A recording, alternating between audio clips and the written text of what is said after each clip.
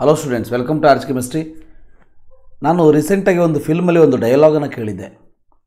ನಾನು ಒಂದು ಸಾರಿ ಡಿಸೈಡ್ ಮಾಡಿದ ಮೇಲೆ ನನ್ನ ಮಾತನ್ನು ನಾನೇ ಕೇಳೋದಿಲ್ಲ ಅಂಥೇಳಿ. So on the lighter note, ಈ ಒಂದು ಡೈಲಾಗನ್ನು ಕರೆಕ್ಟಾಗಿ ಫಾಲೋ ಮಾಡ್ತಾ ಇರೋರು ಅಂತಂದರೆ ಕರ್ನಾಟಕ ಪರೀಕ್ಷಾ ಪ್ರಾಧಿಕಾರದವರು. ಎಷ್ಟೋ ಜನ ವಿದ್ಯಾರ್ಥಿಗಳು ಕಾತುರದಿಂದ ಕಾಯ್ತಾ ಇದ್ದಾರೆ.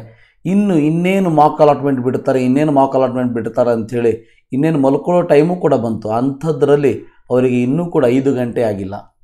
ನಾನು ಕೇಳೋದಿಷ್ಟೇ, ಈಗಲೂ ಕೂಡ ಕಮೆಂಟ್ ಬಾಕ್ಸಲ್ಲಿ ಯಾರೋ ಒಬ್ಬ ಕರ್ನಾಟಕ ಎಕ್ಸಾಮಿನೇಷನ್ ಅಥಾರಿಟಿಯ ಫ್ಯಾನ್ ಹೇಳ್ಬೋದು, ಸರ್ ಭಾಳ ತ್ರಾಸ ಪಡ್ತಾ ಇರ್ತಾರೆ, ಇವರು ಸಾಫ್ಟ್ವೇರ್ಗಳು ವರ್ಕ್ ಆಗ್ತಾ ಇರೋದಿಲ್ಲ, ಅಂಥ ಕಷ್ಟಪಟ್ಟು ಮಾಡ್ತಿರ್ತಾರೆ, ಅದಕ್ಕಾಗಿ ಸ್ವಲ್ಪ ಟೈಮ್ ಬೇಕಾಗ್ತದೆ ಸರ್, ನೀವು ಅವರಿಗೆ ಈ ರೀತಿಯೆಲ್ಲ ಹೇಳಬಾರ್ದು ಅಂಥೇಳಿ. ನಾನೇನು ಯಾರನ್ನೂ ಬೈತಾ ಇಲ್ಲ. ಯಾರಾದರೂ ಫ್ಯಾನ್ ಇದ್ದರೆ ಬೇಜಾರು ಮಾಡ್ಕೊಳ್ಳೋದಕ್ಕೆ ಹೋಗಬೇಡಿ. ಬಟ್ ಒಂದು ಶೆಡ್ಯೂಲಿಗಾದರೂ ಒಂದು ಮರ್ಯಾದೆ ಇಡಬೇಕಾ? ಅಂದರೆ ಇಷ್ಟು ಹೊತ್ತಿಗೆ ಬಿಡ್ತೀವಿ ಅಂತಂದ್ರೆ ಹೋಗಲಿ ಒಂದು ತಾಸು ಹೆಚ್ಚು ಕಡಿಮೆ.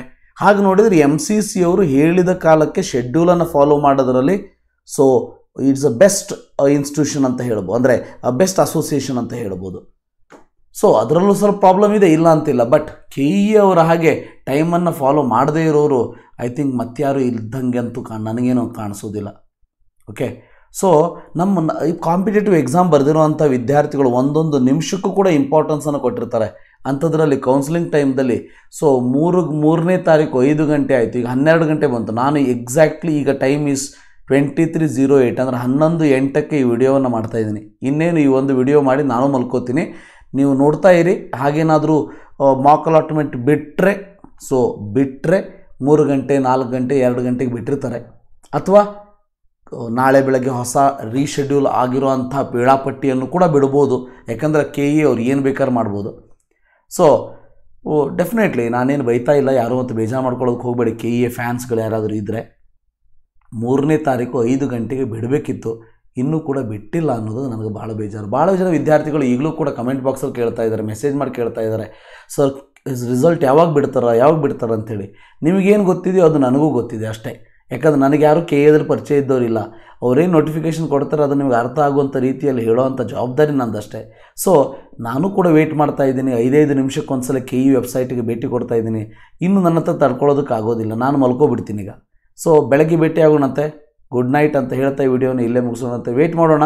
ಹಾಗೇನಾದರೂ ರಾತ್ರಿ ಎದ್ದಾಗ ಇದ್ರ ಬಗ್ಗೆ ಏನಾದರೂ ವಿಷಯ ಗೊತ್ತಾದರೆ ಕಮೆಂಟ್ ಬಾಕ್ಸಲ್ಲಿ ಒಂದು ಕಮೆಂಟ್ ಮಾಡಿಡಿ. ನಾನು ನೋಡಿಕೊಂಡು ಆದಷ್ಟು ಬೇಗ ಉಳಿದಂಥ ವಿದ್ಯಾರ್ಥಿಗಳಿಗೂ ಅದನ್ನು ತಿಳಿಸುವಂಥ ಪ್ರಯತ್ನವನ್ನು ಮಾಡ್ತೀನಿ.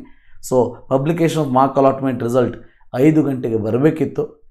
ನಾನು ಹೇಳೋದಿಷ್ಟೇ, ಇವರು ಈಗ 5 ಗಂಟೆಗೆ ಬಿಟ್ಟಿಲ್ಲ ಅಲ್ವಾ? ಹಾಗೇನಾದರೂ ಇವತ್ತು ರಾತ್ರಿ ಅಥವಾ ನಾಳೆ ಬೆಳಗ್ಗೆ ಬಿಟ್ಟರೆ ಈ ಫೈನಲ್ ಡೇಟ್ ಏನಿದೆಯಲ್ಲ 5ನೇ ತಾರೀಕು 9 ಗಂಟೆ ಬೆಳಗಿನ ತನಕ ಆಪ್ಷನನ್ನು ಡಿಲೀಟ್ ಮಾಡ್ಬೋದು, ಆ್ಯಡ್ ಮಾಡ್ಬೋದು. ಈ ಡೇಟನ್ನು ಕೂಡ ಎಕ್ಸ್ಟೆಂಡ್ ಮಾಡಲೇಬೇಕು, ಮಾಡಿ.